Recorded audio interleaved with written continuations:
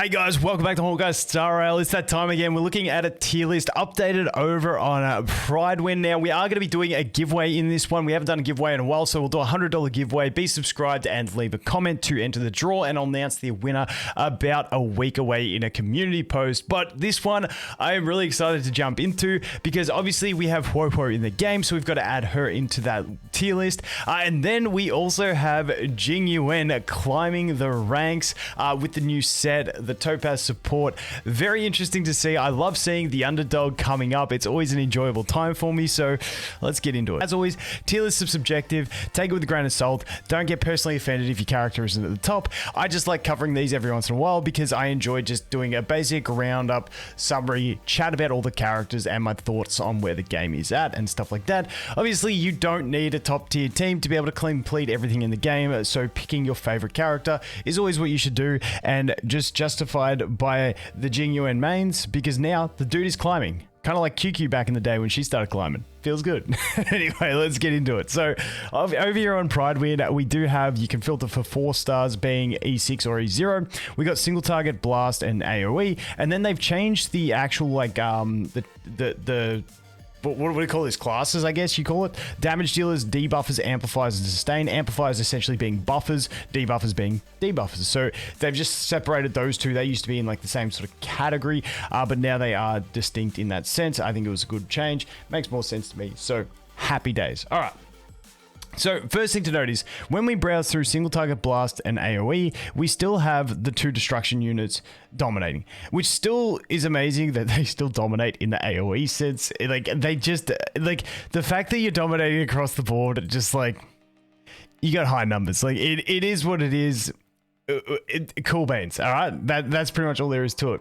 Now Topaz reaching the S rank. Now the one thing that I want to note about Topaz and Jing Yuan is we do have the new follow-up set, which is sort of catered towards them, and that is the big reason for the move on Jing Yuan, plus the addition of Topaz being able to support Jing Yuan to help amplify that damage as well, especially with the new set. And you can see over here, if you want to look at their actual reasoning for it, if we go to the change log, you can see Jing Yuan, current buff is great for Jing Yuan, and if you know how to use him well, he's able to outperform a lot of other popular characters. Also, out of all Fu-based characters, he benefits with the new set most based on calcs, and he pairs really well with Topaz. Overall, Jing Yuan continues to improve performance as he gets indirectly buffed by new characters, Fu Xuan and Topaz, and new relics being released. So he has just had... Dude, there's a lot of changes, but you know, that's what we want to look at. So he has had a lot of benefit through that, and he is creeping up into the S tier in single target, the blast, and he was already there in the AoE, but creeping up in the single target and blast, really respectable from the dude. Just all round solid. It's good to see. I like it when characters, you know, get like a massive following, and then there's like all the arguments about it, and they start climbing up the ladder. It's like the underdog. You got to appreciate the underdog coming up. That's what I really like about this whole Jing Yuan thing. But damn, that new set, it's so super like catered towards him. So absolutely love it. Love the combo of him and Topaz. Really nice. As we move on past that, let's go ahead and talk about the Huohuo, who is obviously the new character in this patch. Now for Huohuo, I think eventually, so I have mixed thoughts on Huohuo. I think early game, because I pulled mine on an early game account, she's not too crazy.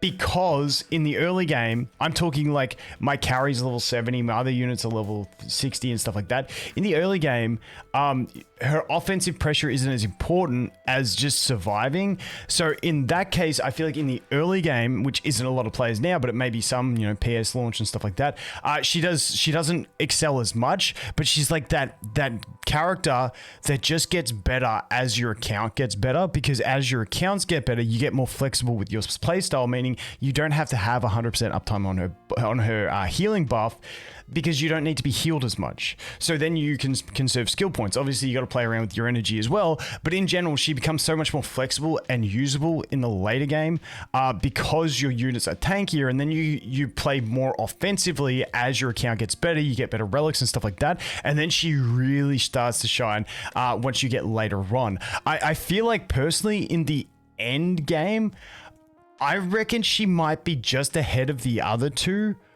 on like overall, if I had to like just like rank them overall, I'd probably say she would be top in my mind, just because she can be played more skill point efficient if she wants to, and she brings that damage amplification. However, if it's content where you are getting smacked and you're at risk of dying, then she has to go back into reverting into that other type of playstyle. But in general, I think Huohuo is an absolutely amazing unit. The offensive pressure she's bringing is insane, and it leaves me wondering where they're going to put the next sustain unit, whether it be a preservation or a abundance, like how they start making them like, because this is a very much a harmony abundance character. So I'm curious to see where, obviously we have to see where Memory of Chaos stage 11 and 12, how difficult they are for how they change things, and maybe you start needing double sustain. Maybe you need that like combo of Fu Xuan to block from one shots, and Luocha, even something like Lynx, something else to give you the healing output. I'm curious to see how hard that stuff gets, and that could change things a bit as well, but we'll have to wait and see. But in general, I think Huohuo, fantastic character launch, really great for amplifying damage, which is always more fun than just healing in my opinion. So that worked out really well. Moving on past that, the one thing that I wanted to note was also, we already mentioned it, but the Topaz Numbi going up in the debuffer role, really strong amplification. We kind of covered it with the Jing Yuan as well. The other one that I wanted to go through a little bit was down here with Himeko. So Himeko getting a little bump up as well. If we go up here and we take a look at their Himeko, where is Himeko? Where is she? The top. We're gonna go to the top. Himeko. Current MOC is great for fire characters, and Himeko performance continues to improve, especially that she pairs really well with Topaz, same as above. So once again, we get that benefit with Topaz, but I just think as well, I think the longer the game's out, the more people start using Himeko. We're in this sort of phase where cleaving is more important than single target damage. She can do okay single target damage as well. Like, it's not insane, but it's still okay, but she's really good for clearing trash. So anytime we have an MOC rotation that favors fire damage, I feel like she's always going to be pretty high on the list, in my opinion. I think she is still a good character, and I continue to see people like Mr. Pokey put out some crazy stuff with Himeko, so I really appreciate it. I think she is a solid unit all round, and that's pretty much where we're at. Now, the one that I always like mentioning on the tier list as well is Kafka. I'm just waiting for that next 5-star Nihility damage dealer that's just gonna like make Kafka just skyrocket to S+. At the moment, from the current roster of characters, I feel like she's the only one who will be able to creep up into competitiveness with the Danny Boy and Jing Liu once we get that other character, and it will be conditional that she has that other character. But at the moment, I don't see any conditions in which any of the other damage dealer units are going to compete with these two, except for Kafka. Let me know if you guys disagree. Let me know who else you think you could climb. I feel like Jing Yuan, I mean, he could keep climbing up, but I feel like he's at his peak of the amount of buffs he can get. I don't know what else they could do to further buff him. Having said that, the new game mode that's going to alternate with Memory of Chaos looks like it's going to be AoE based. So, I mean, he will get another chance to shine over there, which will help him. But I think it's really, once again, really awesome that Jing Yuan is doing the solid thing of hitting S tier in every category, because we do have that Lightning Lord, and that is the thing. The big one is that single target, because his Lightning Lord got so severely buffed by the new set and by Topaz, meaning that Lightning Lord can contribute to his single target DPS. Once again, it's not focused single target, so you have to have only one target to guarantee it's single target. But like, that damage getting amplified is huge. The other thing that I want to look at is the Bailu down here in A tier compared to Japard and Lynx.